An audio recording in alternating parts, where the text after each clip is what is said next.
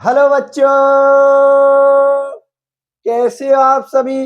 तो बेटा आज के इस लेक्चर में मैं आप लोगों के सामने डिस्कशन करूंगा उप सह संयोजक यौगिकों में समाव्ययता, मतलब आइसोमेरिज्म इन कोऑर्डिनेशन कंपाउंड्स।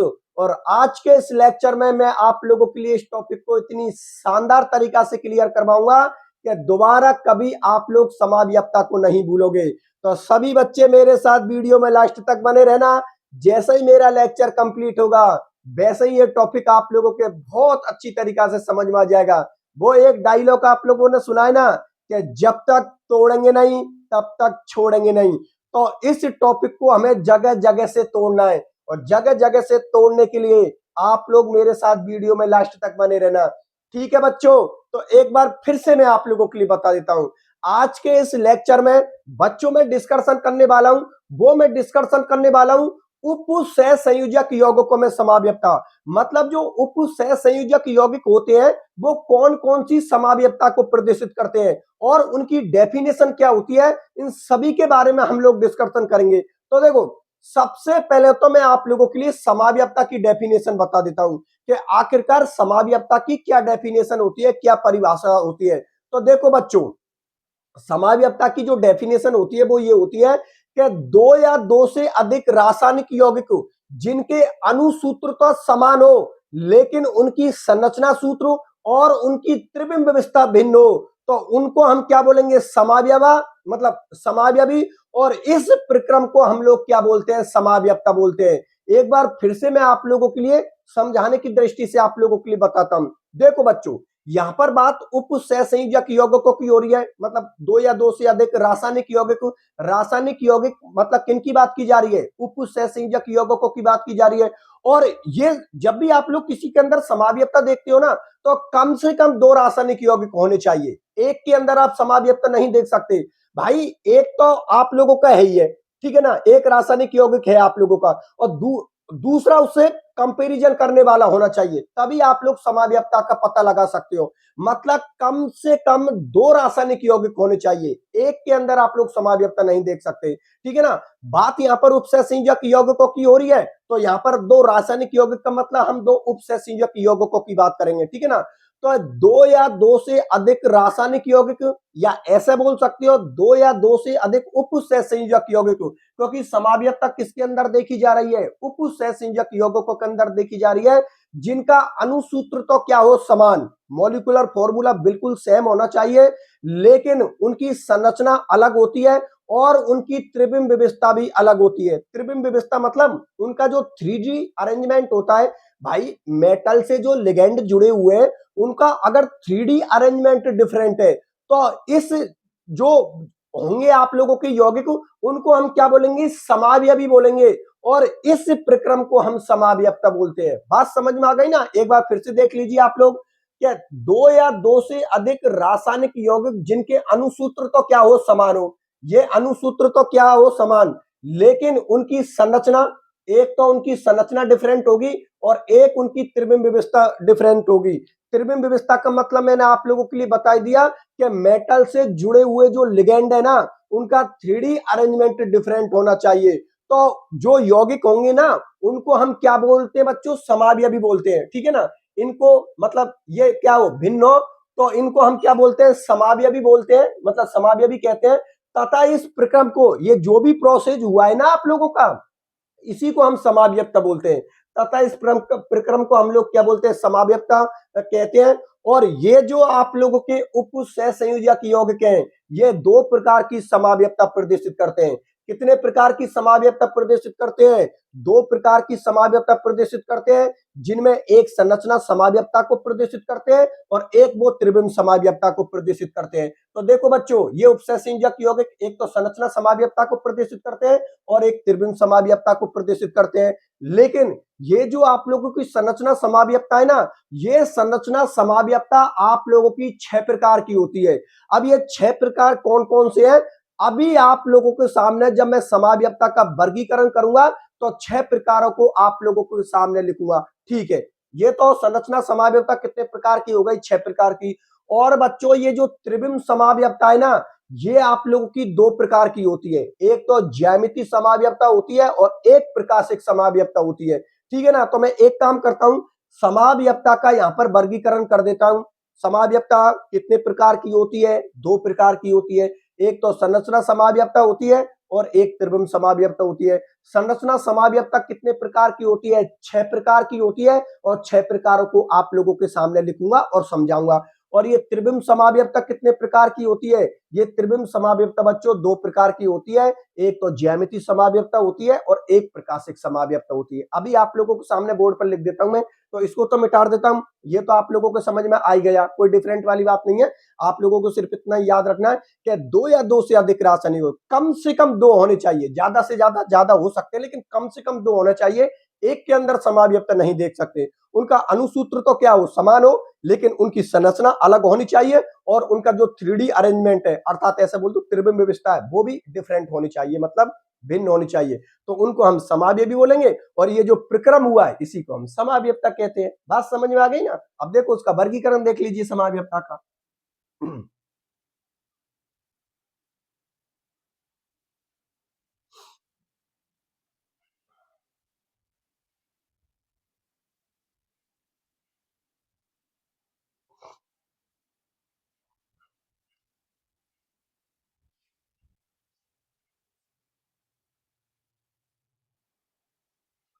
देखो बच्चों बोर्ड की तरफ देखना। अभी मैंने आप लोगों के लिए क्या बात बोली है कि जो उप सह संयोजक यौगिक होते हैं ना, वो दो प्रकार की समाव्यवस्था प्रदर्शित करते हैं। एक तो संरचना समाव्यवस्था प्रदर्शित करते हैं और एक त्रिविम समाव्यवस्था प्रदर्शित करते हैं। ये संरचना समाव्यवस्था बच्चों 6 प्रकार की होती है। 6 प्रकार मैंने आप लोगों के सामने लिख दिए। देखो संरचना समाव्यवस्था 6 प्रकार की होती है। एक होती है आयनन समाव्यवस्था, जिसको हम इसको बोलते हैं हम आयोनाइजेशन आइसोमेरिज्म। एक होती है हाइड्रेट समाव्यवस्था, इंग्लिश में इसको हम बोलते हैं हाइड्रेट आइसोमेरिज्म। एक होती है बंधन समाव्यवस्था, इंग्लिश में इसको हम बोलते हैं लिंकेज आइसोमेरिज्म। एक होती है उप सह संयोजन समाव्यवस्था, इंग्लिश में इसको हम बोलते हैं कोऑर्डिनेशन आइसोमेरिज्म। एक होती है लिगेंड समाव्यवस्था, इंग्लिश में इसको हम बोलते हैं लिगेंड आइसोमेरिज्म। और एक होती है उप सह संयोजन स्थिति समाव्यवस्था, मतलब कोऑर्डिनेशन पोजीशन आइसोमेरिज्म। ये किसके प्रकार है? संरचना समाव्यवस्था के। दोबारा देख लीजिए, एक होती है आयनन समाव्यवस्था, एक होती है हाइड्रेट समाव्यवस्था, एक होती है बंधन समाव्यवस्था, एक उप सह संयोजन समाव्यवस्था, एक लिगेंड समाव्यवस्था और एक उप सह संयोजन स्थिति समाव्यवस्था। ये जितनी भी समाव्यवस्थाएं ना बच्चों, ये सभी हम लोगों के सिलेबस में दे रखी है। तो हम लोगों को प्रत्येक समाव्यवस्था यहां पर पढ़नी है। ठीक है, ये तो संरचना समाव्यवस्था के टाइप हो गई। और ये हो गए बच्चों त्रिविम समाव्यवस्था के टाइप। त्रिविम समाव्यवस्था अगेन कितने प्रकार की होती है? दो प्रकार की। एक होती है ज्यामितीय समाव्यवस्था और एक होती है प्रकाशिक समाव्यवस्था। इस समाव्यवस्था के अंदर हम प्रत्येक समाव्यवस्था का डिस्कशन करेंगे, क्योंकि उप सह संयोजक यौगिक इन दोनों प्रकार की समाव्यवस्था को प्रदर्शित करते हैं और ये सभी समाव्यवस्था हम लोगों के सिलेबस में दे रखी है। तो सिलेबस में दे रखी है तो कॉमन सी बात है, पढ़नी पड़ेंगी हम लोगों को। बात समझ में आ गई? अब सुनो बच्चों ध्यान से कि आज के इस लेक्चर में मैं एक काम करता हूं, ये जो संरचना समाव्यवस्था है ना बच्चों, इसको मैं कंप्लीट करवा देता हूं। ठीक है ना। त्रिविम समाव्यवस्था को अगले लेक्चरों में देख लेंगे। आज के लेक्चर का एक ही मकसद रखते हैं कि ये जो अपनी संरचना समाव्यवस्था है ना बच्चों, इसको आज के इस लेक्चर में हम लोग क्लियर कर लेंगे। ठीक है ना। तो देख लीजिए, इस वर्गीकरण को तो मैं मिटा देता हूं। ठीक है ना। और संरचना समाव्यवस्था की पहले डेफिनेशन पढ़ेंगे, फिर प्रत्येक समाव्यवस्था को हम डिटेल से पढ़ेंगे। ठीक है। तो देखो बोर्ड की तरफ, इसको तो मिटा देते हैं। देखते रहिए भाइयों आप लोग।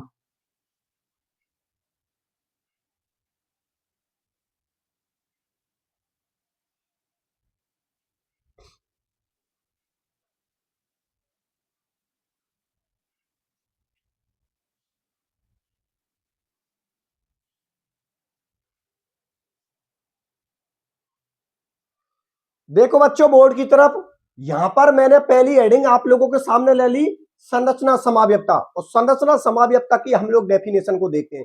तो देखो नाम ही उसकी डेफिनेशन को बता रहा है। नाम कैसे डेफिनेशन बता रहा है कि भाई समाव्यवस्था के अंदर हम लोग पढ़ चुके हैं कि समाव्यवस्था बोलते किसको है? समाव्यवस्था उसको बोलते हैं जिनका अनुसूत्र क्या हो, समान। ये सभी के अंदर कॉमन चलेगा। क्योंकि ये समाव्यपता की डेफिनेशन है। क्या है कि उन सभी का, चाहे वो आप लोगों का संरचना समाव्यपता हो या आप लोगों की त्रिविम समाव्यपता हो, इन सभी के अंदर एक बात कॉमन चलेगी कि उनका अनुसूत्र क्या होगा, समान होगा। जो डिफरेंट होगा वो दो चीजों का ही डिफरेंट होगा, या तो आप लोगों की संरचना का डिफरेंट होगा या फिर आप लोगों की त्रिविम समाव्यपता भिन्न होगी। आप लोगों की बात समझ में आ गई ना। तो देखो नाम किस तरीका से उसकी डेफिनेशन को बता रही है कि देखो दो या दो से अधिक रासायनिक यौगिक जिनका अनुसूत्र तो क्या हो, समान। मैं यही बोल रहा हूं आप लोगों से बार बार कि दो या दो से अधिक रासायनिक यौगिक जिनका अनुसूत्र तो समान हो लेकिन उनकी संरचना में भिन्नता हो, तो ऐसे यौगिकों को हम कौन सी समाव्यपता, मतलब ऐसे समाव्यपता को हम कौन सी समाव्यपता बोलते हैं, हम बोलते हैं संरचना समाव्यपता। बात समझ में आ गई ना बच्चों कि इनका अनुसूत्र तो समान होता है लेकिन जो भिन्नता होती है वो किसकी होती है, संरचना की, इसलिए इसको हम संरचना समाव्यपता बोलते हैं। डेफिनेशन देख लीजिए आप लोगों की कि दो या दो से अधिक रासायनिक यौगिक जिनका अनुसूत्र तो क्या हो, समान हो, लेकिन यौगिक की संरचना के अंदर क्या हो, भिन्नता हो, तो ऐसे यौगिक संरचना समावयवी कहलाते हैं। बात मेरी आप लोग समझ में आ गई ना कि दो या दो से अधिक रासायनिक यौगिक जिनका अनुसूत्र तो समान हो लेकिन कुछ संरचना सूत्र है वो आप लोगों का क्या होगा, भिन्न होगा, उसी को हम लोग क्या बोलते हैं, संरचना समाव्यपता बोलते हैं। बात समझ में आ गई ना। चलो ठीक है, बहुत अच्छी बात है। अब देखो ये 1 मिनट ये गिर गया, मैं इसको रख देता हूं, ये गिर गया, ठीक है, रख दिया, ठीक है ठीक है। अब देखो बच्चों ये तो आप लोगों का आ गई। अब संरचना समाव्यपता कितने प्रकार की होती है, 6 प्रकार की होती है। इन 6 प्रकारों को मैं आप लोगों के सामने लिख देता हूं। तो देखो बोर्ड की तरफ, इसको तो मिटा देता हूं और 6 प्रकारों में से एक एक प्रकार को आप लोगों के सामने लिखकर समझा देता हूं।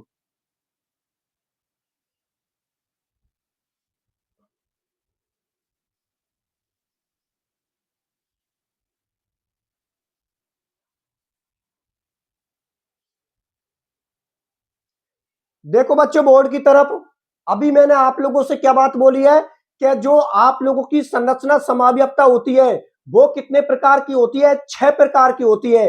और उन 6 प्रकारों में से पहला प्रकार मैंने आप लोगों को सामने लिख दिया। पहला प्रकार है बच्चों आप लोगों का आयनन समाव्यपता, इंग्लिश में इसको हम बोलते हैं आयोनाइजेशन आइसोमेरिज्म। अब आप लोग इसकी डेफिनेशन को देखियो, देखो नाम से ही पता लग रहा है कुछ चीजें बच्चों ऐसी होती है जिनको आप नाम से ही पता लगा लिया करो। जैसे कि नाम से ही पता लग रहा है ना, आयनन समाव्यपता, इसका सीधा सा मतलब ये है कि किसी यौगिक को या किसी उपसंयोजक यौगिक को जब हम जल के अंदर घोलते हैं तो वो डिफरेंट डिफरेंट प्रकार के आयन देते हैं, ऐसी समाव्यपता को हम आयनन समाव्यपता बोलते हैं।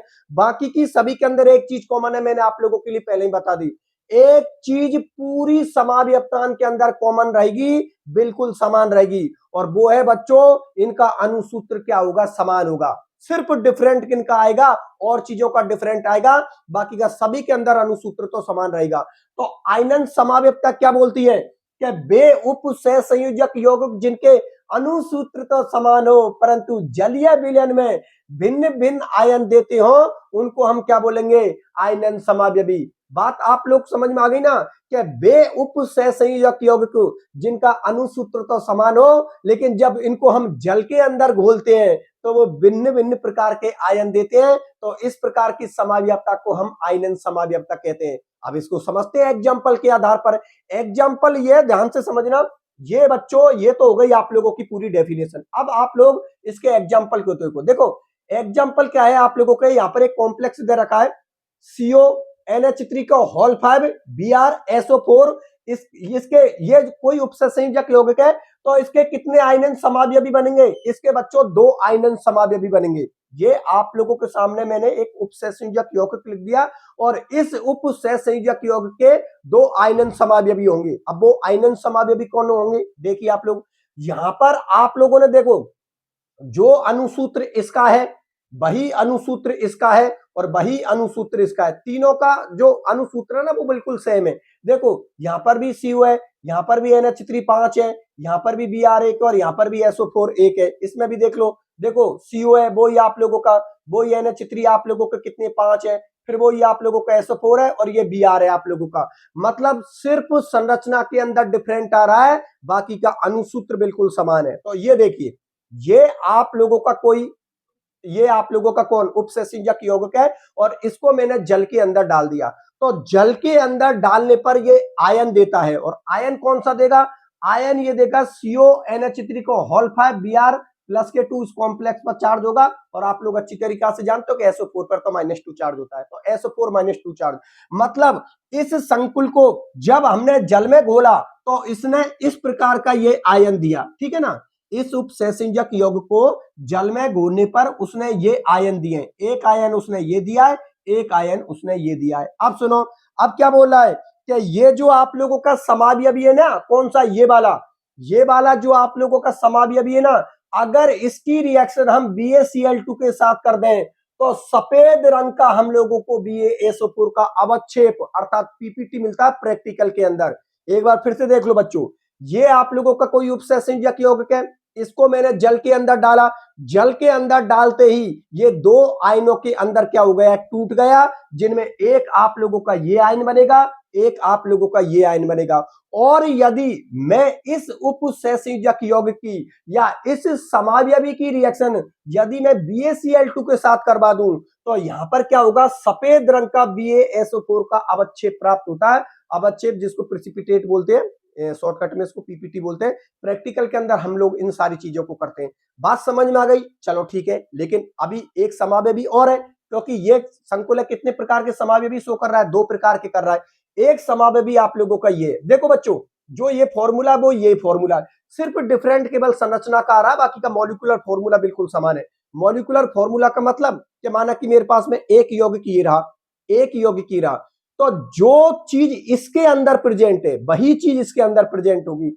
सिर्फ डिफरेंट ये होगा कि इसके अंदर जो चीज जुड़ी हुई है वो अलग तरीका से जुड़ी होंगी, और इसके अंदर वही चीज जो जुड़ी होंगी वो अलग तरीका से जुड़ी होंगी। बाकी के परमाणु अरमाणु जितनी भी चीजें उससे जुड़ी है बिल्कुल समान होंगे, केवल संरचना डिफरेंट होगी, अनुसूत्र बिल्कुल समान होगा। यहां पर आप लोग देखिए, अनुसूत्र बिल्कुल आप लोगों का वही सेम है, ठीक है ना। अब हम लोगों ने क्या किया, ये संकुल यौगिक है, इसको हम लोगों ने किस में डाल दिया, पानी में डाल दिया। जैसे ही इस वाले संकुल यौगिक को हम लोगों ने पानी में डाला या पानी के अंदर घोला, तो बच्चों एक तो हम लोगों को ये आयन प्राप्त होगा और एक हम लोगों को ये आयन प्राप्त होगा। अर्थात ये उपसंयोजक यौगिक जैसे ही पानी में डाला, पानी में डालते ही ये टूट गया और इससे दो प्रकार के आयन प्राप्त हुए। एक आयन आप लोगों का ये प्राप्त हुआ और एक आयन आप लोगों का ये प्राप्त हुआ, ठीक है। अब देखो, अब यदि इस समावयवी की रिएक्शन में AgNO3 के साथ करवा दूं, भाई ये हमारा समावयवी है, ठीक है ना। अगर इसकी रिएक्शन में AgNO3 के साथ करवा दूं तो हम लोगों को AgBr का हल्के पीले रंग का अवक्षेप प्राप्त होता है प्रैक्टिकल के अंदर। बात समझ में आ गई ना बच्चों। तो इस तरीका से ये उपसंयोजक यौगिक को कितने प्रकार की आयनन समावयवता प्रदर्शित करता है, दो प्रकार की आयनन समावयवता प्रदर्शित करता है, जिनमें आप लोगों की एक आयनन समावयवता ये हो गई और एक आयनन समावयवता ये हो गई। इनको ध्यान में रख लेना आप लोग, ठीक है ना, कि इसको पानी में घोलने पर ये दो प्रकार के अलग आयन देता है और इसको पानी में घोलने पर ये दो प्रकार के अलग आयन देता है। तो क्या हुआ कि अनुसूत्र तो जो इसका है वही अनुसूत्र इसका है, क्योंकि जो चीज इसके अंदर प्रेजेंट है वो चीज इसके अंदर प्रेजेंट है, बस संरचना का डिफरेंट है। कैसे कि यहां पर SO4 बाहर है और यहां पर SO4 अंदर है, लेकिन संरचना ही तो डिफरेंट है। बाकी का तो आप सारी चीज, जो यहां पर सारी चीज प्रेजेंट है वो इसी के अंदर है, केवल डिफरेंट संरचना का आ रहा है बच्चों। संरचना का कैसे कि यहां पर Br अंदर है, SO4 बाहर है। नीचे वाले में देखो SO4 अंदर है और आप लोगों का Br बाहर है। बाकी का फॉर्मूला दोनों का बिल्कुल समान है। और देखो फॉर्मूला समान है, इसका भी समान है, इसका भी आप लोगों को पता है फॉर्मूला समान है, लेकिन ये जो संकुल है ये अलग प्रकार के आयन दे रहा है और ये जो संकुल है ये अलग प्रकार के आयन दे रहा है। तो ये आपस में कौन सी प्रकार की समावयवता को प्रदर्शित कर रहे हैं, आयनन समावयवता को। बात समझ में आ गई बच्चों, ठीक है। अब सुनो ध्यान से, क्या इसके कुछ एग्जाम्पल आप लोगों की बुक के अंदर दे रखे, उन एग्जाम्पलों को भी मैं आप लोगों के सामने लिख देता हूं। ये तो मेन एग्जाम्पल हो ही गया आप लोगों का। अब दो तीन एग्जाम्पल और आप लोगों के सिलेबस में दे रखे, उनको भी आप लोगों के सामने लिख देता हूं। तो देखो बच्चों बोर्ड की तरफ,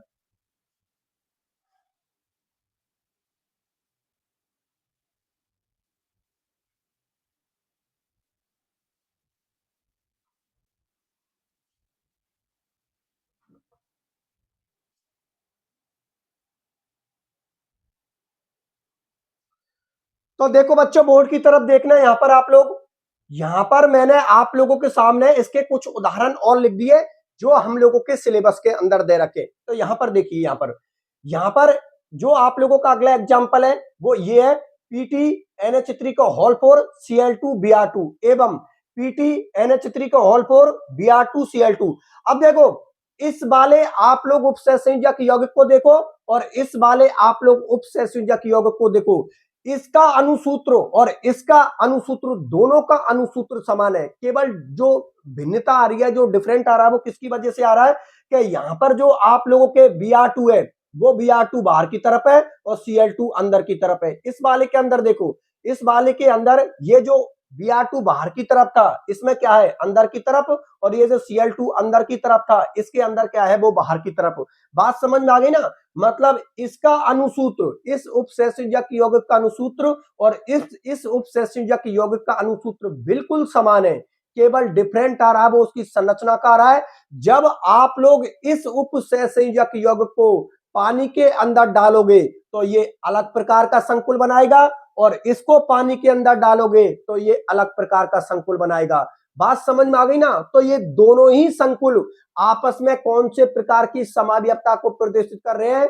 आयनन समावयवता को प्रदर्शित कर रहे हैं। बात मेरी आप लोग समझ में आ गई ना? एक बार फिर से देख लो बच्चों।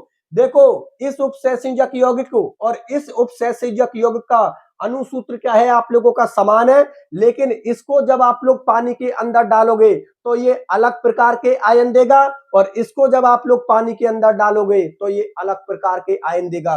तो ये दोनों संकुल यौगिक या दोनों उपसहसंयोजक यौगिक आपस में कौन सी समावयवता प्रदर्शित कर रहे हैं? आयनन समावयवता प्रदर्शित कर रहे हैं।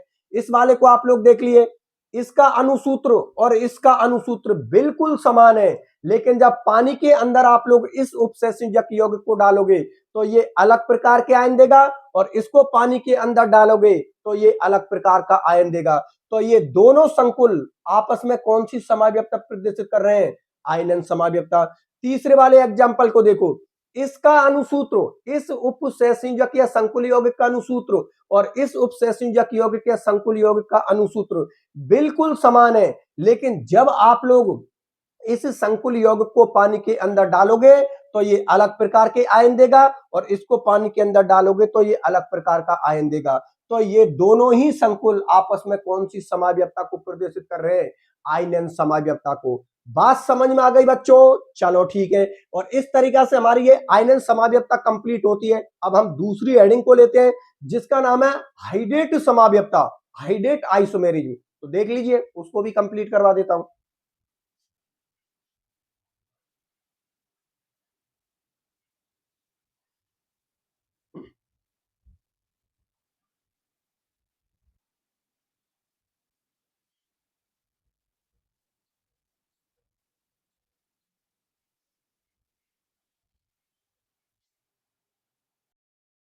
तो देखो बच्चों, ये हम लोगों के दूसरे नंबर का टाइप हो गया जिसका नाम है हाइड्रेट समावयवता। इंग्लिश में इसको हम बोलते हैं हाइड्रेट आइसोमेरिज्म। अब इसको आप लोग ध्यान से समझो। देखो, एक चीज आप लोगों को पता है, अपनी कॉमन चल रही है क्या, कि इनका अनुसूत्र क्या होगा, समान होगा, बाकी की और जो भी चीजें वो क्या होंगी, डिफरेंट होंगी। अब देखो, सबसे पहले तो हम लोग इसकी परिभाषा को या इसकी डेफिनेशन को इसके नाम से पता करते हैं।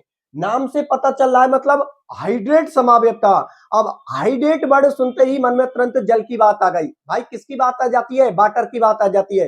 हाइड्रेट शब्द सुनते ही हमारे मन में तुरंत वाटर का फॉर्मूला आ गया। मतलब कहीं ना कहीं पर कुछ बातें पानी से रिलेटेड या वाटर से रिलेटेड बोली जा रही हैं। तो इधर देखिए, डेफिनेशन को ध्यान से समझिए, क्या बोल रहा है कि ऐसे उपसहसंयोजक यौगिक जिनके अनुसूत्र तो क्या हो, समान, ये तो कॉमन चल ही रहा है, परंतु जल के अणुओं की संख्या, समन्वय मंडल और आयनन मंडल, क्या बोल रहा है कि जल के अणुओं की संख्या समन्वय मंडल और आयनन मंडल के अंदर भिन्न हो, ऐसे समावयवियों को हम क्या बोलते हैं? हाइड्रेट समावयवी कहते हैं। अब इसको ध्यान से समझिए बच्चों, डेफिनेशन आप लोगों की यही बोल रही है कि वे उपसहसंयोजक यौगिक जिनका अनुसूत्र तो क्या हो, समान हो, लेकिन जल के अणुओं की संख्या समन्वय मंडल में अलग होगी और आयनन मंडल में अलग होगी। अब सबसे पहले ये समझते हैं कि समन्वय मंडल किसको कहते हैं और आयनन मंडल किसको बोलते हैं। देखो शुरू के लेक्चरों में ही मैंने आप लोगों के लिए बताया था कि कोष्ठक के अंदर जो भी चीज प्रेजेंट होती है वो कौन होता है, समन्वय मंडल। और कोष्ठक के बाहर का जितना भी क्षेत्र होता है उसको हम क्या बोलते हैं, आयनन मंडल। अब कोष्ठक के अंदर तो आप लोगों को पता है कौन होता है, मेटल होती है और मेटल से जुड़े हुए लिगेंड होते हैं। और उस कोष्ठक के बाहर जो भी चीज प्रेजेंट होती है वो सारी चीज किसके अंदर आती है, आयनन मंडल के अंदर आती है। बात समझ में आ गई ना, कि बड़े कोष्ठक के अंदर जो भी चीज प्रेजेंट होती है या बड़े कोष्ठक का जो पूरा एरिया है उसको हम क्या बोलते हैं, समन्वय मंडल। और बड़े कोष्ठक के बाहर का जो भी एरिया है उसको हम क्या बोलते हैं, आयनन मंडल। और इसके अंदर क्या होता है, जल के अणुओं की संख्या अलग अलग होती है। समन्वय मंडल के अंदर अलग होगी, आयनन मंडल के अंदर अलग होगी। चलो देख लेते हैं। तो एग्जाम्पल यहां पर ले रखा है, CrCl3.6H2O में 3 प्रकार के हाइड्रेट समावयवी पाए जाते हैं। अब देखो CrCl3.6H2 के अंदर 3 जो हम लोगों के हाइड्रेट समावयवी पाए जाएंगे उनको आप लोग देखिए। देखो बच्चों, ये जो एरिया है ना, ये वाला, ये जो बड़े बड़े कोष्ठक के अंदर जो भी चीज है इसको बोलते हैं बच्चों हम समन्वय मंडल। समन्वय मंडल, इसको हम क्या बोलते हैं, समन्वय मंडल। और ये जो 3Cl3 है ना आप लोगों के, ये किसके अंदर आ रहे हैं बच्चों, आयनन मंडल के अंदर। किसके अंदर आ रहे हैं, आयनन मंडल के अंदर। अब गौर से देखिए, देखो समन्वय मंडल के अंदर वाटर के मॉलिक्यूल अर्थात जो H2 के मॉलिक्यूल्स हैं वो आप लोगों के कितने हैं, 6। लेकिन आयनन मंडल के अंदर एक भी वाटर का मॉलिक्यूल प्रेजेंट नहीं है। 3Cl के अणु प्रेजेंट है आप लोगों के। यहां पर कितने Cl है आप लोगों के, 3Cl है। लेकिन वाटर का एक भी मॉलिक्यूल इस आयनन मंडल के अंदर नहीं है। 6 के 6 जो वाटर के मॉलिक्यूल्स हैं वो किसके अंदर आ रहे हैं, कोष्ठक के अंदर आ रहे हैं। और उसको हम क्या बोल रहे हैं, समन्वय मंडल बोल रहे हैं। चलो नीचे वाले को देखते हैं। नीचे वाले के अंदर देखिए बच्चों आप लोग, क्या समन्वय मंडल के अंदर वाटर के कितने मॉलिक्यूल्स आ रहे हैं, 5। और समन्वय मंडल के अंदर 5 आ रहे हैं। और आयनन मंडल के अंदर वाटर के कितने मॉलिक्यूल्स आ रहे हैं, सिर्फ 1 मॉलिक्यूल्स आ रहा है। इस वाले को देखिए, यहां पर इस समन्वय मंडल के अंदर या इस बड़े कोष्ठक के अंदर वाटर के कितने मॉलिक्यूल्स हैं आप लोगों को, 4। लेकिन आयनन मंडल के अंदर वाटर के कितने मॉलिक्यूल्स हैं आप लोगों के, 2। तो इन तीनों के फॉर्मूले को देखिए, इसके फॉर्मूले को देखिए, इसके फॉर्मूले को देखिए, इसके फॉर्मूले को देखिए। इन तीनों ही उपसहसंयोजक यौगिकों का अनुसूत्र बिल्कुल समान है, बिल्कुल समान है। यहां पर एक Cr है, H2O के कितने मॉलिक्यूल्स है, 6। और Cl3 आप लोगों के कितनी है, 3। यहां पर भी देखो Cr आप लोगों का एक ही है, H2 के 5 तो ये रहे, एक ही रहा है, 6। और Cl2 आप लोगों का एक है, एक अंदर की तरफ है, ठीक है ना। एक Cl2 आप लोगों का कहां पर है, अंदर की तरफ है। बात समझ में आ गई, एक मैं लिखना भूल गया। एक Cl2 आप लोगों का अंदर की तरफ है, तो इसके अंदर भी 3 Cl है। और वाटर के मॉलिक्यूल्स आप लोगों के कितने हैं, 6। और एक आप लोगों के Cr है। इसके अंदर भी देख लिए आप लोग, वाटर के मॉलिक्यूल्स कितने हैं, 6। 4 तो ये रहे, 2 ये रहे। और Cl2 के मॉलिक्यूल्स आप लोगों के, मतलब जो Cl के मॉलिक्यूल्स है वो कितने आप लोगों के, 3। और एक Cr का है। मतलब इन तीनों का जो अनुसूत्र तो क्या है, समान है। लेकिन तीनों के अंदर समन्वय मंडल और आयनन मंडल के अंदर जो वाटर के मॉलिक्यूल्स है अर्थात जो जल के अणु है वो तीनों के अंदर डिफरेंट डिफरेंट है। बात समझ में आ गई ना। यहां पर समन्वय मंडल के अंदर वाटर के 6 मॉलिक्यूल्स है, आयनन मंडल में एक भी मॉलिक्यूल्स नहीं है। और इस संकुल का जो कलर होगा वो कैसा होगा, बैंगनी रंग का, ठीक है। इस वाले को देखिए, यहां पर समन्वय मंडल के अंदर वाटर के कितने मॉलिक्यूल्स है, 5। और आयनन मंडल के अंदर सिर्फ एक ही है, तो इसका कलर अलग होगा। कैसे होगा, ये नीले हरे रंग का होगा। इस वाले को देखिए, यहां पर समन्वय मंडल के अंदर वाटर के कितने मॉलिक्यूल्स है, 4। और आयनन मंडल के अंदर वाटर के कितने मॉलिक्यूल्स है, 2। तो इसका कलर भी अलग आएगा और इसका कलर होगा गहरे हरे रंग का कलर होगा। इस संकुल का जो कलर होगा वो बच्चों कैसा होगा, गहरे हरे रंग का। और हमारी डेफिनेशन यही बोली है कि ऐसे उपसहसंयोजक यौगिक जिनके अणुसूत्र तो समान हो परंतु जल के अणुओं की संख्या समन्वय मंडल और आयनन मंडल में अलग अलग हो, तो ऐसे समावयवियों को हम क्या बोलते हैं, हाइड्रेट समावयवी। और इस प्रकार की समावयवता को हम क्या बोलते हैं, हाइड्रेट समावयवता। बात समझ में आ गई बच्चों, चलो बहुत अच्छी बात है। ये आप लोगों की दूसरे नंबर की हाइड्रेट समावयवता भी कंप्लीट होती है। अब मैं इसके तीसरे नंबर का टाइप लेता हूं। तीसरे नंबर के टाइप में हम पढ़ेंगे बंधन समावयवता अर्थात लिंकेज आइसोमेरिज। तो देख लीजिए तीसरे नंबर की समावयवता को भी।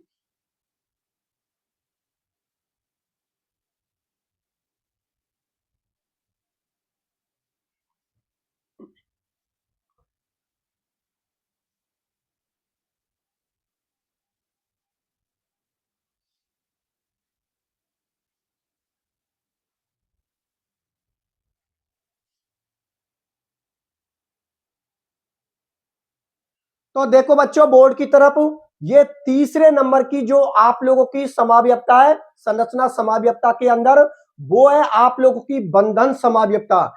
इंग्लिश में इसको हम बोलते हैं लिंकेज आइसोमेरिज्म। अब देखो ध्यान से समझना, सबसे पहले तो आप लोगों के लिए इसकी डेफिनेशन बोलता हूं, फिर एग्जाम्पल के आधार पर इसको और डिटेल से अच्छी तरीका से हम लोग समझते हैं। देखो बच्चों, फिर वही नाम पे जाइए, नाम से ही पता चल रहा है क्या है बंधन समाव्यपता। मतलब इस प्रकार की जो समाव्यपता होती है ना बच्चों, इसको उभय दंतुक लिगेंड प्रदर्शित करते हैं। उभय दंतुक लिगेंडों के बारे में आप लोग जानते हो कि लिगेंड एक ही होता है, लेकिन एक लिगेंड के अंदर दाता परमाणु कितने होते हैं? दो। लेकिन एक टाइम पर केवल एक ही मेटल के साथ उपसंयोजक बंध बना सकता है। एक बार फिर से मैं आप लोगों के लिए बता देता हूं बच्चों, जो उभय दंतुक लिगेंड होते हैं ना, लिगेंड एक ही होता है, लेकिन उसमें दाता परमाणु कितने होते हैं? दो दाता परमाणु होते हैं, ठीक है ना। लेकिन जब मेटल के साथ उपसंयोजक बंध बनाने का नंबर आएगा तो केवल एक एटम ही मेटल के साथ उपसंयोजक बंध बनाएगा। मतलब एक टाइम पर केवल एक मेटल ही, एक टाइम पर एक परमाणु ही मेटल के साथ उपसंयोजक बंध बनाएगा। जैसे कि बात कर देता हूं मैं तो सीएन, आप लोग अच्छी तरीका से जानते हो कि सीएन माइनस किसका उदाहरण होता है? उभय दंतुक लिगेंड का उदाहरण होता है। इसको मैं आप लोगों के लिए पहले की क्लासों में समझा चुका हूं। इसमें आप लोग शुरू की क्लासों में देखोगे तो वहां पर देख लेना, सीएन माइनस की मैंने बात की है बच्चों। ये जो आप लोगों का सीएन माइनस होता है ना, ये उभय दंतुक लिगेंड का आप लोगों का एग्जाम्पल होता है। इसके अंदर कितने दाता परमाणु हैं? दो दाता परमाणु हैं। यदि कार्बन मेटल के साथ उपसंयोजक बंध बनाए तो इस प्रकार के लिगेंड को हम क्या बोलते हैं? साइनाइड लिगेंड या साइनो लिगेंड।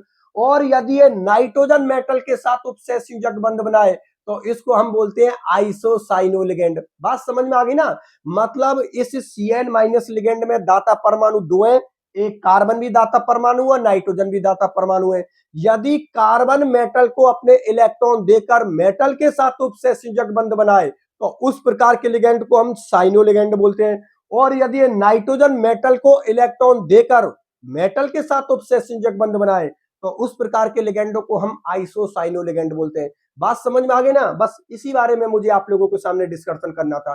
तो सबसे पहले तो बंधन समाव्यपता की हम लोग डेफिनेशन को देखते हैं। तो एक चीज आप लोगों को पता है, अपनी सेम चली रही है। क्या सेम चल रही है? कि इनका अनुसूत्र क्या होगा? समान होगा। तो देख लीजिए, वे उपसंयोजक यौगिक जिनमें केंद्रीय धातु आयन से बंधित लिगेंड का दाता परमाणु भिन्न भिन्न हो। आप लोगों को पता है दाता परमाणु भिन्न भिन्न उभय दंतुक लिगेंडों के अंदर ही होता है, ठीक है ना। बंधन समावयवी कहलाते हैं और यह समाव्यपता उभय दंतुक लिगेंड युक्त संकुल यौगिक को प्रदर्शित करते हैं। बात मेरी आप लोग समझ में आ गई ना? कि वे उपसंयोजक यौगिक जिनमें केंद्रीय धातु आयन से, मतलब जो मेटल पे जो चार्ज है उसको हम क्या बोलते हैं? केंद्रीय धातु आयन, ठीक है ना। उससे जो लिगेंड जुड़े हैं ना, उनमें दाता परमाणु आप लोगों के क्या होंगे? भिन्न भिन्न होंगे। तो उसी को हम बंधन समाव्यपता कहते हैं और इस प्रकार की समाव्यपता को उभय दंतुक लिगेंड प्रदर्शित करते हैं। चलो चेक करके देखते हैं एग्जाम्पल के आधार पर। ये रहे बच्चों आप लोगों के सामने, मैंने दो एग्जाम्पल लिखे हैं बंधन समाव्यपता के। यहां पर देखिए आप लोग, CrH2 को होल 5 CN। अब इन सबको छोड़िए, आप लोग तो CN लिगेंड को पकड़िए। CN आप लोगों को पता है एक उभय दंतुक लिगेंड होता है। अरे भाई CN माइनस एक आप लोगों का उभय दंतुक लिगेंड होता है। यदि ये कार्बन मेटल के साथ बंध बना रहा है, मतलब इस वाले संकुल के अंदर कार्बन मेटल के साथ उपसंयोजक बंध बना रहा है, ठीक है। और इस वाले के अंदर देखिए, यहां पर ये नाइट्रोजन मेटल के साथ बंध बना रहा है। मतलब इस संकुल के अंदर इस CN माइनस लिगेंड में ये कार्बन दाता परमाणु है और इस वाले संकुल में ये NC माइनस के फॉर्मूले में यहां पर आप लोगों का नाइट्रोजन दाता परमाणु है। जबकि अनुसूत्र बिल्कुल सेम है, जो अनुसूत्र इसका है वही अनुसूत्र इसका है, केवल डिफरेंट आ रहा है। वो किसकी वजह से आ रहा है? उभय दंतुक लिगेंड की वजह से आ रहा है। यहां पर दाता परमाणु आप लोगों का कार्बन है और यहां पर दाता परमाणु आप लोगों का नाइट्रोजन। और बस ये जो डेफिनेशन है यही बात बोली है कि दाता परमाणु क्या होते हैं? भिन्न भिन्न होते हैं। बात समझ में आ गई ना? चलो ठीक है, इस वाले एग्जाम्पल को देखिए। अब देखो, आप लोग अच्छी तरीका से जानते हो CN माइनस की तरह जो आप लोगों का NO2 माइनस होता है, ये भी बच्चों आप लोगों का उभय दंतुक लिगेंड होता है। क्योंकि इस NO2 माइनस में भी दाता परमाणु कितने हैं? दो। नाइट्रोजन भी मेटल के साथ उपसहसंयोजक बंध बना सकता है और ऑक्सीजन भी मेटल के साथ उपसहसंयोजक बंध बना सकता है।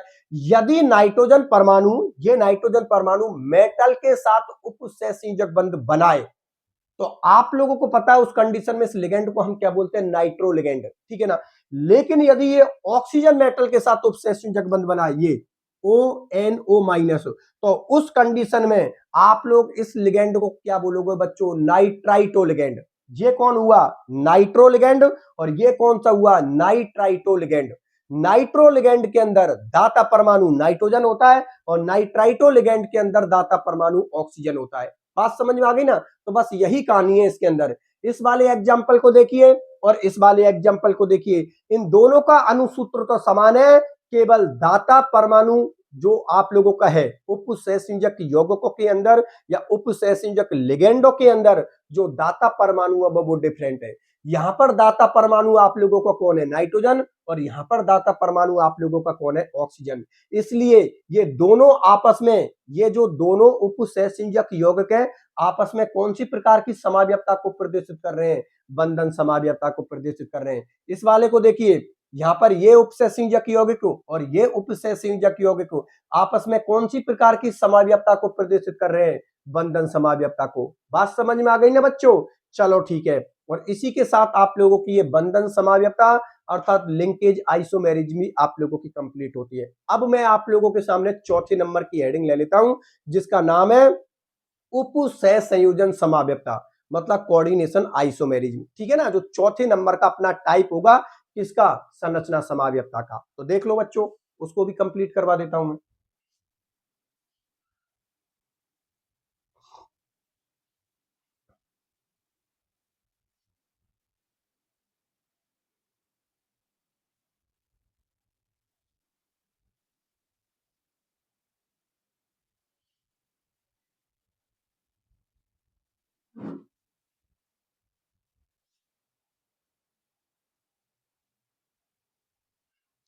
तो देखो बच्चों बोर्ड की तरफ, ये आप लोगों की संरचना समाव्यता का कौन से नंबर का टाइप हो गया, चौथे नंबर का टाइप हो गया, जिसका नाम है उपसहसंयोजन समाव्यता, और इंग्लिश में इसको हम बोलते हैं कोऑर्डिनेशन आइसोमेरिज्म। बच्चों इस प्रकार की समाव्यता के अंदर क्या होता है, क्या इस प्रकार की समाव्यता के अंदर संकुल धनायन और जो संकुल ऋणायन होता है ना, वो दोनों ही संकुल यौगिक होते हैं, ठीक है ना, दोनों ही संकुल यौगिक होते हैं। और इस प्रकार की समाव्यता के अंदर लिगेंडों का विनिमय होता है, अर्थात लिगेंडों का अदला बदली होती है इस संकुल के अंदर। और इस संकुल के अंदर देखो, इस संकुल में भी अलग लिगेंड है, इस संकुल में भी अलग लिगेंड है, लेकिन जब ये समावयवी रूप के अंदर होंगे तो लिगेंडों का क्या हो जाएगी, अदला बदली हो जाएगी। इस संकुल के लिगेंड इसके पास में चले जाएंगे और इस संकुल के लिगेंड इसके पास में आ जाएंगे, मतलब लिगेंडों की क्या हो जाएगी, अदला बदली हो जाएगी। कैसे हो जाएगी वो हम लोग देखते हैं। तो सबसे पहले तो हम लोग उपसहसंयोजन समाव्यता की डेफिनेशन को देखते हैं और उसके बाद फिर उसके एग्जाम्पल को देखते हैं। देखो बच्चों यहां पर देखिए क्या बोलिए डेफिनेशन, क्या वे उपसहसंयोजक यौगिक जिनमें धनायन व ऋणायन दोनों संकुल आयन हो, मतलब संकुल धनायन होगा और संकुल ही आप लोगों का ऋणायन होगा, मतलब जो धनायन और ऋणायन है आप लोगों के वो दोनों ही संकुल होंगे। कैसे होंगे अभी देखेंगे, ठीक है ना। वे उपसहसंयोजक यौगिक जिनमें धनायन व ऋणायन दोनों संकुल आयन हो तो इस प्रकार की समाव्यता को हम उपसहसंयोजन समाव्यता कहते हैं। और इस प्रकार की समाव्यता में संकुल धनायन तथा संकुल ऋणायनों के मध्य में लिगेंडों का विनिमय, विनिमय का मतलब क्या होता है, लिगेंडों की अदला बदली होती है। किस तरीका से होती है, एग्जाम्पल के आधार पर हम लोग देखते हैं। तो देखो बच्चों यहां पर आप लोग देखिए इस वाले में क्या आप लोगों को पता है, शुरू की क्लासों में मैंने आप लोगों के लिए क्या बात बताई है कि उपसहसंयोजक यौगिकों के अंदर जो पहला वाला स्टेप होता है वो किसका होता है, प्लस का, और दूसरे वाला स्टेप किसका होता है, माइनस का। मतलब पहले वाले को हम धनायन मानते हैं और दूसरे वाले संकुल को हम लोग ऋणायन मानते हैं। इसको मैंने शुरू की क्लासों में ही आप लोगों के लिए पढ़ा दिया। आप शुरू के लेक्चर देखोगे तो आप लोगों को पता है कि शुरू के लेक्चरों में ही मैंने आप लोगों से क्या बात बोली है कि कभी जब भी हम उपसहसंयोजक यौगिकों की बात करते हैं या सिंपल यौगिकों की बात करते हैं, उनमें जो पहला स्टेप होता है ना वो धनायन का होता है, दूसरा स्टेप किसका होता है, ऋणायन का होता है। यहां पर देखिए ये आप लोगों का पहला स्टेप हो गया, मतलब एक संकुल यौगिक आप लोगों का ये है और एक संकुल यौगिक आप लोगों का ये, इन दोनों को एक साथ लिख रखा है। यदि एक साथ लिख रखा है तो पहले वाला कौन सा होगा, धनायन होगा, और दूसरे वाला कौन सा होगा, ऋणायन, और दोनों ही संकुल है। देखो संकुल की पहचान मैंने आप लोगों के लिए बता दी, अगर बड़ा कोष्टक कहीं पर भी लिखा मिल गया समझ जाना वही आप लोगों का संकुल है, क्योंकि बड़े कोष्टक के अंदर मेटल होता है, मेटल से जुड़े हुए लिगेंड होते हैं। तो देखो ये भी आप लोगों का संकुल यौगिक हो गया और ये भी आप लोगों का संकुल यौगिक हो गया।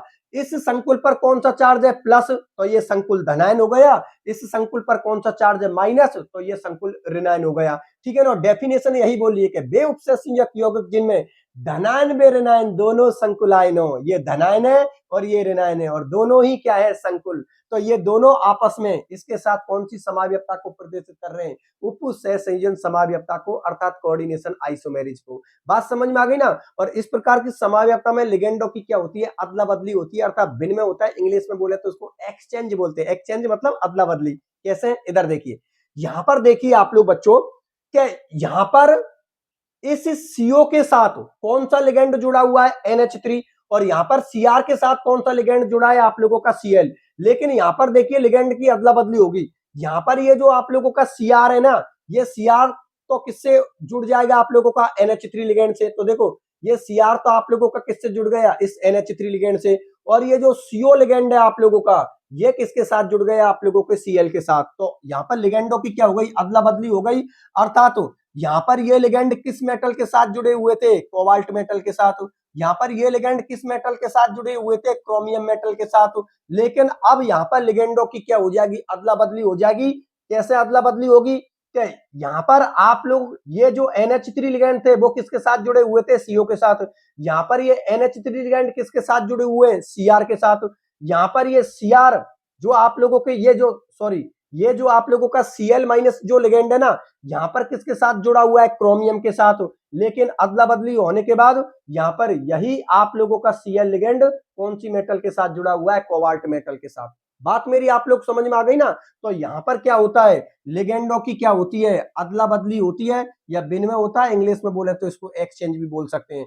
पहले तो ये बात बताओ बच्चों, ये बात आप लोग समझ में आ गई ना। देखो इन दोनों का और इन दोनों का अनुसूत्र क्या है, समान। केवल जो डिफरेंट आ रहा है वो क्या आ रहा है, के लिगेंडों की अदला बदली हो रही है। तो ये दोनों संकुल और ये दोनों संकुल आपस में कौन सी समाव्यपता प्रदर्शित कर रहे हैं, उप सहसंयोजन समाव्यपता प्रदर्शित कर रहे हैं, जिनमें लिगेंडों की अदला बदली हो रही है। बात समझ में आ गई ना। यहां पर ये लिगेंड कोबाल्ट के साथ जुड़े हुए हैं और ये लिगेंड Cr के साथ जुड़े हुए हैं। लेकिन इधर देखो यहां पर यही NH3 लिगेंड किसके साथ जुड़ गया, क्रोमियम के साथ। और ये जो आप लोगों का Cl लिगेंड यहाँ पर Cr के साथ जुड़ा था और यहाँ पर किसके साथ जुड़ेगा, कोबाल्ट के साथ। बात समझ में आ गई, चलो ठीक है। नीचे वाले एग्जांपल को देखो। नीचे वाले एग्जांपल में देखना बच्चों, यहां पर आप लोगों का ये जो NH3 लिगेंड है किसके साथ जुड़ा हुआ, प्लेटिनम के साथ। ठीक है ना। यहां पर ये Cl लिगेंड भी आप लोगों का किसके साथ जुड़ा हुआ, प्लेटिनम के साथ। लेकिन इधर देखिए लिगेंड की अदला बदली हो गई। कैसे अदला बदली हुई, ऐसे अदला बदली हुई बच्चों क्या यहां से आप लोगों का क्या होगा, यहां से एक Cl चलेगा, एक Cl चलेगा, वो किस में आ जाएगा, इस इधर आ जाएगा। और यहां से एक NH3 निकलेगा, वो किधर की तरफ आ जाएगा, यहां पर। मतलब लिगेंड की क्या हो गई, अदला बदली हो गई। यहां से एक Cl लिगेंड चलेगा जो इस वाले के पास में चला जाएगा। यहां से एक NH3 निकलेगा जो कि इस वाले के पास में आ जाएगा। इधर देख लो यही कंडीशन बन रही है। देखो मैंने आप लोगों से क्या बात बोली है कि यहां से एक Cl लिगेंड जाएगा जो इसके पास में चला जाएगा, तो ये संकुल बन जाएगा PT NH3 का होल थ्राइज, क्योंकि यहां से एक NH3 इधर भी तो आ गए ना। तो देखो PT NH3 का होल थ्राइज और जो Cl इधर की तरफ गया था वो Cl आप लोगों का ये आ रहा। यहां से एक NH3 किधर की तरफ आएगा, इधर की तरफ आएगा, और एक Cl इधर की तरफ जा ही चुका है। तो चार में से एक कितने बचे, तीन बचे। तो ये बन जाएगा PT, और आप लोगों का एक Cl इधर गए तो ये कौन हो गए, Cl3, और यहां से एक NH3 इधर आ गए तो ये आप लोगों का NH3 हो गया। गौर से देखिए इन दोनों को, इन दोनों को आप लोग गौर से देखिए। तो इन दोनों का अनुसूत्र और इन दोनों का अनुसूत्र बिल्कुल सेम है। केवल डिफरेंट जो आ रहा है वो क्या आ रहा है, लिगेंडों की अदला बदली हो रही है, और कुछ भी नहीं है, बस यही चीज है। और एक गौर करने वाली बात क्या है, एक गौर करने वाली बात यह है कि ये संकुल धनायन है और ये संकुल ऋणायन है। मतलब दोनों ही संकुल फॉर्म में होते हैं, धनायन भी संकुल होता है और ऋणायन भी संकुल होता है। यहां पर देखो ये प्लस है, ये माइनस है, मतलब ये धनायन है, ये ऋणायन है, और ये दोनों ही संकुल किसके अंदर है, आप ये दोनों ही धनायन ऋणायन किसके अंदर है, संकुल के अंदर। तो ये दोनों आपस में कौन सी समाव्यवस्था प्रदर्शित कर रहे हैं इनके साथ, उपसह संयोजन समाव्यवस्था, जिनके अंदर कुछ नहीं है। आप लोगों को सीधी बात ये रखनी है कि इनके अंदर लिगेंडों का क्या होता है, आदान प्रदान होता है या अदला बदली होती है या विनिमय होता है। इंग्लिश में इसको हम एक्सचेंज बोलते हैं। बात समझ में आ गई ना, कि एक तू अपनी तरफ दे दे और एक हमसे तू ले जा, ये हो गया आपका एक्सचेंज। ऐसे तो नहीं कि मैंने दे दिए तू कुछ नहीं देगा, अरे भाई तुझे भी कुछ देना पड़ेगा, एक साइड तो थोड़ा होती है चीजें। अगर मैंने तुझे कोई चीज दी है तो मुझे भी तेरे से कोई चीज चाहिए। बात समझ में आ गई ना, उसी को बोलते हैं हम लोग एक्सचेंज। चलो ठीक है बच्चों, बाकी कोई दिक्कत नहीं है, आप लोग समझदार हो, अच्छी तरीका से कर लोगे। और सारी चीजें बच्चों मैंने नोट्सों में लिखा रखी है, जो भी लैंग्वेज मैं बोर्ड पे लिखा रहा हूं, ये सारी लैंग्वेज बच्चों मैंने आप लोगों के लिए नोट्स में लिखवा रखी है। और नोट्स के बारे में मैं प्रत्येक वीडियो में आप लोगों से बोल रहा हूं बच्चों, नोट्स आप लोगों को राम चतुर्वेदी एकेडमी ऐप पर मिलेंगे। आप लोग प्ले स्टोर पर जाना, वहां से राम चतुर्वेदी एकेडमी ऐप को डाउनलोड कर लेना। ऐप की पहचान मेरा फोटो होगा। जब आप लोग ऐप को डाउनलोड करोगे या सर्च करोगे तो जो ऐप का लोगो है ना, उस लोगो पर मेरा फोटो लगा हुआ है। मेरे फोटो से आप लोग पहचान जाना कि ये सर का ही ऐप है। बात समझ में आ गई बच्चों? चलो ठीक है, अब मैं इस संरचना समाव्यवस्था के 5वें नंबर के टाइप को लेता हूं, जिसका नाम है लिगेंड समाव्यवस्था। तो ठीक है, उसको भी देख लेते हैं। देखो बोर्ड की तरफ,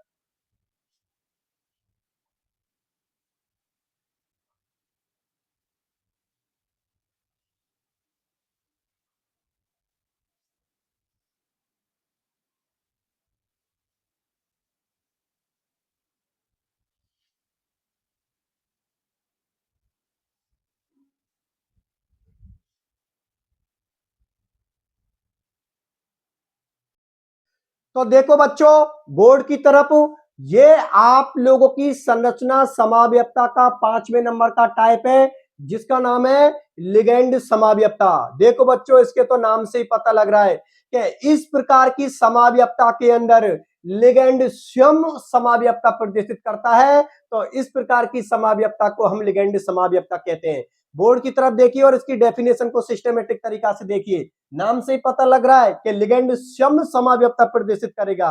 कैसे करेगा? देखिए, वे उपसह संयोजक यौगिक जिनमें लिगेंड स्वयं समाव्यवस्था प्रदर्शित करता है, ऐसी समाव्यवस्था को हम लोग कौन सी समाव्यवस्था बोलते हैं? लिगेंड समाव्यवस्था बोलते हैं या लिगेंड समाव्यवस्था कहते हैं। यहां पर एग्जांपल आप लोगों के सामने ले रखा है। देखो बच्चों, ये 2 क्लोरोफेनिल है आप लोगों का, ये 3 क्लोरोफेनिल है आप लोगों का, ये आप लोगों का 4 क्लोरोफेनिल है। चाहूं तो मैं इसको इस तरीका से भी बोल सकता हूं, ये आप लोगों का ऑर्थो समाव्यवी है क्योंकि सीएल ऑर्थो पोजीशन पर जुड़ा हुआ है। ये आप लोगों का मेटा समाव्यवी है क्योंकि सीएल मेटा पोजीशन पर जुड़ा हुआ है। और ये आप लोगों का जो सीएल है, ये आप लोगों का पैरा समाव्यवी है क्योंकि सीएल यहाँ पर पैरा पोजीशन पर जुड़ा हुआ है। मेरी बात आप लोग समझ में आ गई ना? मैं यहाँ पर लिख देता हूं आप लोगों के सामने, ये ऑर्थो समाव्यवी हो गया क्योंकि सीएल ऑर्थो पोजीशन पर जुड़ा हुआ है। ये आप लोगों का कौन हो गया? मेटा समाव्यवी। ऑर्थो समाव्यवी हो गए मेटा समाव्यवी। ये हो गया आप लोगों का मेटा समाव्यवी और ये हो गए बच्चों आप लोगों का पैरा समाव्यवी, क्योंकि सीएल कौन सी पोजीशन पर जुड़ा हुआ है? पैरा पोजीशन पर। तो यहां पर आप लोग देख लीजिए कि इस प्रकार की जो समाव्यवस्था होती है, इनमें लिगेंड स्वयं समाव्यवस्था प्रदर्शित करता है। आप लोगों को पता है कि Cl-1 लिगेंड होता है, हम लोग अच्छी तरीका से जानते हैं कि Cl-1 लिगेंड होता है। और Cl- यहाँ पर कौन सी समाव्यवस्था को प्रदर्शित कर रहा है? लिगेंड समाव्यवस्था को। क्योंकि यहाँ पर आप लोगों का ये Cl- कौन सी पोजीशन पर जुड़ा हुआ है? ऑर्थो पोजीशन पर। यहाँ पर आप लोगों का ये सीएल कौन सी पोजीशन पर जुड़ा हुआ है? मेटा पोजीशन पर। और यहाँ पर आप लोगों का सीएल कौन सी पोजीशन पर जुड़ा हुआ है? पैरा पोजीशन पर। तो इन तीनों का अनुसूत्र तो क्या है? समान है, लेकिन लिगेंड की जो स्थिति है वो तीनों ही जगह अलग अलग है। एक जगह पर लिगेंड आप लोगों का ऑर्थो पोजीशन पर जुड़ा हुआ है, एक जगह पर लिगेंड आप लोगों का पैरा पोजीशन पर जुड़ा हुआ है, और एक जगह पर लिगेंड आप लोगों का मेटा पोजीशन पर जुड़ा हुआ है। इसलिए ये आपस में कौन से प्रकार की समाव्यवस्था को प्रदर्शित कर रहे हैं? लिगेंड समाव्यवस्था को। बात समझ में आ गई बच्चों? चलो ठीक है, और इसी के साथ आप लोगों के 5वें नंबर की जो टाइप है, ये भी आप लोगों का कंप्लीट होता है, जिसमें हमने डिस्कशन किया है लिगेंड समाव्यवस्था। लिगेंड समाव्यपता का। अब लास्ट एंड फाइनल टाइप को हम पढ़ते हैं संरचना समाव्यपता के, जिसका नाम है आप लोगों का उप सह संयोजन स्थिति समाव्यपता, मतलब कोऑर्डिनेशन पोजीशन आइसोमेरिज्म। ठीक है ना, तो चलो उसको भी क्लियर कर लेते हैं आज के ही लेक्चर में। तो देख लीजिए बोर्ड की तरफ, इसको तो मिटा देता हूं और लास्ट टाइप को ले लेता हूं।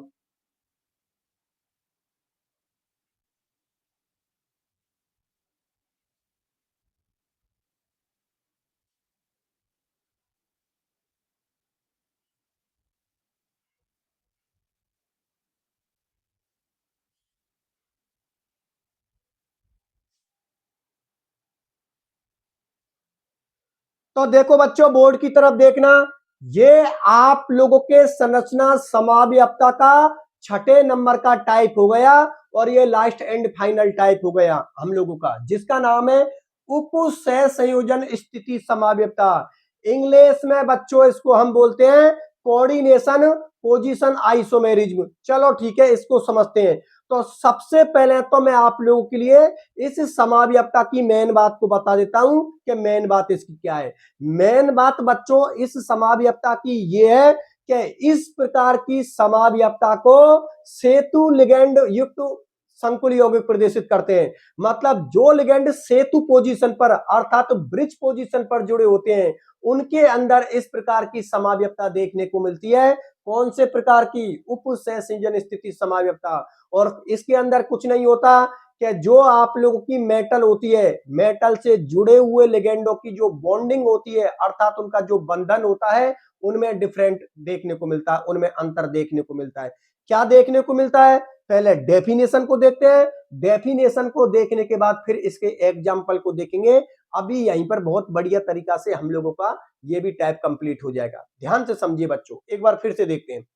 संरचना समाव्यपता का जो छठे नंबर का प्रकार है उसका नाम है उप सह संयोजन स्थिति समाव्यपता। इसके बारे में अभी मैंने क्या बात बोली है कि इस प्रकार की समाव्यपता को सेतु लिगेंड युक्त उप सह संयोजक यौगिक प्रदर्शित करते हैं, मतलब ब्रिज वाले उप सह संयोजक यौगिक प्रदर्शित करते हैं। देखिए क्या बोल रहा है कि वे उप सह संयोजक यौगिक जिनके अनुसूत्र तो क्या हो, समान हो। ये बात तो बिल्कुल सही है, ठीक है ना। लेकिन संरचना सूत्रों में लिगेंड की बंधन में भिन्नता पाई जाती है, लिगेंडों की बंधन में भिन्नता पाई जाती है। तो इस प्रकार की समाव्यपता को हम लोग क्या बोलते हैं? उप सह संयोजन स्थिति समाव्यपता। और अगले वाले पॉइंट में क्या बोल रहा है? क्या यह समाव्यपता सेतु लिगेंड, सेतु मतलब ब्रिज लिगेंड युक्त उप सह संयोजक यौगिक प्रदर्शित करते हैं। अब इन दोनों पॉइंटों को हम लोग इसके एग्जाम्पल के आधार पर देखते हैं। देखो बच्चों, आप लोग ब्रिज लिगेंडों को जानते हैं, जो लिगेंड ब्रिज पोजीशन पर जुड़े होते हैं उनको हम ब्रिज लिगेंड बोलते हैं। कैसे बोलते हैं? इधर देखिए, ये हम लोगों का एक कॉम्प्लेक्स है, ठीक है ना, मतलब एक संकुल है। ये हम लोगों का दूसरा संकुल है। ये बीच में तथा लगा दिया, तथा मतलब दोनों अलग अलग हैं। देखो बच्चों, ये हम लोगों का संकुल यौगिक अलग है और ये हम लोगों का संकुल यौगिक अलग है।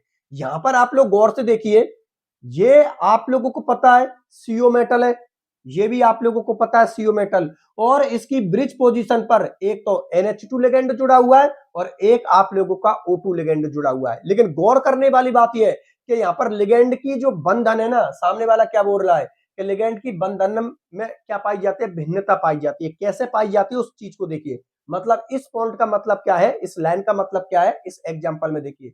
यहां पर इस सीओ मेटल के साथ इधर की तरफ देखिए NH3 लिगेंड जुड़ा हुआ है, मतलब NH3 लिगेंड जुड़े हुए हैं। यहां पर इस सीओ मेटल के इधर देखिए NH3 लिगेंड भी जुड़े हुए हैं और आप लोगों के Cl लिगेंड भी जुड़े हुए हैं। अर्थात बंधन दोनों आप लोगों का डिफरेंट हो गया है, क्योंकि यहां पर इस मेटल के साथ, इस सीओ मेटल के साथ, कोबाल्ट मेटल के साथ यहां पर केवल एक ही प्रकार के लिगेंड जुड़े हुए हैं और वो कौन से हैं? आप लोगों के NH3 लिगेंड। लेकिन यहां पर देखो दो प्रकार के लिगेंड जुड़े हुए हैं। इस मेटल, इस कोबाल्ट मेटल के साथ NH3 लिगेंड भी जुड़े हुए हैं और Cl लिगेंड भी जुड़े हुए हैं। अर्थात यहां पर लिगेंडों की जो बंधन में क्या है? भिन्नता पाई जा रही है। कैसे पाई जा रही है कि इधर अलग लिगेंड है और इधर की साइड अलग लिगेंड है। इधर एक प्रकार का लिगेंड है, इधर दो प्रकार के लिगेंड है। तो इस प्रकार के जो उपसंयोजक यौगिक होते हैं उनको हम क्या बोलते हैं? असम्मित। असम्मित का मतलब डिफरेंट है, क्योंकि इधर मामला अलग है और इधर मामला अलग है। अगर दोनों साइड मामला अलग है तो ऐसे उपसंयोजक यौगिकों को या ऐसे ब्रिज कंपाउंडों को हम क्या बोलते हैं? असम्मित। मतलब ये सम्मित नहीं है। सममित कब बोलते हैं? जब दोनों बराबर बैलेंस होता है। जो चीज इधर जुड़ी है वही चीज अगर इधर जुड़ी हुई है तो आप लोग समझ जाना वो सममित होता है, लेकिन इधर कुछ और जुड़ा हुआ है, इधर कोई और जुड़ा हुआ है, तो ऐसे उपसंयोजक यौगिकों को हम क्या बोलते हैं? असममित बोलते हैं। चलो ठीक है, अब इसकी कंपैरिजन हम इससे करेंगे। क्यों? क्योंकि आप लोग अच्छी तरीका से जानते हो इस बात को कि उपसंयोजक यौगिकों के अंदर क्या होता है, क्या अनुसूत्र समान होता है, केवल संरचना, त्रिविम विविधता इन्हीं के अंदर डिफरेंट देखने को मिलता है, बाकी का अनुसूत्र सबके अंदर सेम होता है, ठीक है ना।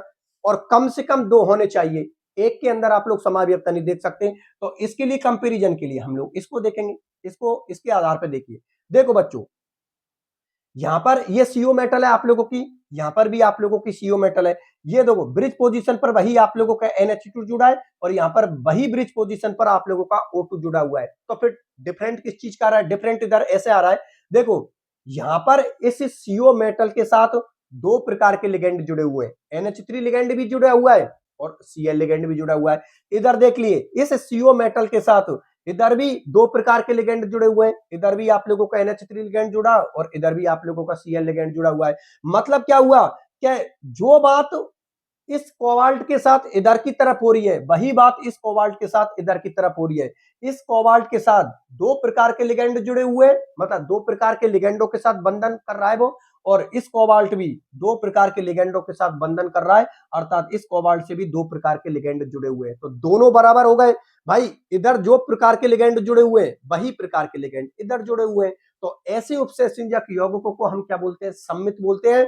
और ये आपस में दोनों ही उपसंयोजक यौगिकों कौन से प्रकार की समावयवता को प्रदर्शित कर रहे हैं? उपसंयोजन स्थिति समावयवता को। और इस प्रकार के जो उपसंयोजक यौगिक होते हैं, ठीक है ना, या इस प्रकार की जो समावयवता होती है वो कौन से प्रकार के लिगेंडों में देखने को मिलती है? ब्रिज लिगेंडों के अंदर, अर्थात सेतु लिगेंडों के अंदर। ये लिगेंड आप लोगों के ब्रिज पोजीशन पर जुड़े हुए हैं। बात समझ में आ गई ना? ये उपसंयोजक यौगिक आप लोगों का असममित है, क्योंकि इस मेटल से इधर दो प्रकार के लिगेंड जुड़े हुए हैं, इस मेटल से इधर एक ही प्रकार का लिगेंड जुड़ा हुआ है। इस प्रकार के उपसंयोजक यौगिकों को हम सममित बोलते हैं, क्योंकि इस मेटल के साथ इधर भी दो प्रकार के लिगेंड जुड़े हुए हैं और इधर भी दो प्रकार के लिगेंड जुड़े हुए हैं, तो पूरा बैलेंस हो रहा है, क्योंकि इधर भी दो प्रकार के, इधर भी दो प्रकार के। तो इस प्रकार के उपसंयोजक यौगिक क्या हो गए? सममित हो गए। और ये आपस में कौन सी प्रकार की समावयवता को प्रदर्शित कर रहे हैं? उपसंयोजन स्थिति समावयवता को। और बच्चों इसी के साथ आप लोगों की ये उपसंयोजन स्थिति समावयवता भी कंप्लीट होती है। आराम से कर लेना। अगर किसी भी बच्चे को कोई भी प्रकार की प्रॉब्लम होती है बच्चों, तो आप लोग कमेंट सेक्शन में लिख देना, आप लोगों को मैं रिप्लाई जरूर दूंगा। कोचिंग का हेल्पलाइन नंबर है, उस हेल्पलाइन नंबर पर आप लोग बात कर सकते हो और अपने डाउट को क्लियर कर सकते हो। आप लोगों को किसी भी प्रकार की प्रॉब्लम नहीं होनी चाहिए। आप लोगों को दोनों प्रकार के नोट्स, हिंदी मीडियम के नोट्स और इंग्लिश मीडियम के notes Ram Chaturvedi academy app पर मिल जाएंगे। तो प्ले स्टोर पर जाइए, वहां से राम चतुर्वेदी एकेडमी ऐप को डाउनलोड कीजिए और वहां से आप लोग नोट्सों को ले लीजिए, ठीक है ना। यहाँ पर ये सारी चीजें मैंने आप लोगों के लिए समझा दिया। अब आज के लेक्चर का मेरा टारगेट यही था। आज के लेक्चर के अंदर बच्चों मुझे संरचना समावयवता कंप्लीट करवानी थी और उसके टाइपों को, मतलब जो उसके प्रकार है उनको भी मुझे कंप्लीट करवाना था, जो कि मैंने करवा दिया। तो आज के लेक्चर को रिकॉल करते हैं। आज के लेक्चर में हम लोगों ने पढ़ा क्या है? आज के लेक्चर में बच्चों हम लोगों ने पढ़ा है उपसंयोजक यौगिकों में समावयवता पढ़ी है हम लोगों में। उपसंयोजक यौगिक कितने प्रकार की समावयवता प्रदर्शित करते हैं? दो प्रकार की समावयवता। भाई पहले तो हमने डेफिनेशन दी थी, डेफिनेशन देने के बाद हम लोगों ने ये बोला कि उपसंयोजक यौगिक दो प्रकार की समावयवता प्रदर्शित करते हैं, एक तो संरचना समावयवता प्रदर्शित करते हैं और एक त्रिविम समावयवता प्रदर्शित करते हैं। संरचना समावयवता 6 प्रकार की होती है और त्रिविम समावयवता 2 प्रकार की होती है। त्रिविम समावयवता दो प्रकार की कौन कौन सी होती है? एक तो ज्यामितीय समावयवता होती है और एक प्रकाशिक समावयवता होती है। जबकि संरचना समावयवता आप लोगों की 6 प्रकार की होती है। 6 प्रकार, और उनको बढ़िया तरीका से एग्जाम्पल के आधार पर मैंने समझा दिया। पहला प्रकार हम लोगों ने कौन सा पढ़ा था? आयनन समावयवता। दूसरा हाइड्रेट समावयवता। तीसरा बंधन समावयवता, ठीक है ना। चौथा उपसंयोजन समावयवता। पांचवा लिगेंड समावयवता और छठा उपसंयोजन स्थिति समावयवता। बात समझ में आ गई बच्चों? तो आप लोग अच्छी तरीका से इसको क्लियर कर लेना। सभी बच्चे चैनल को सब्सक्राइब कर देना।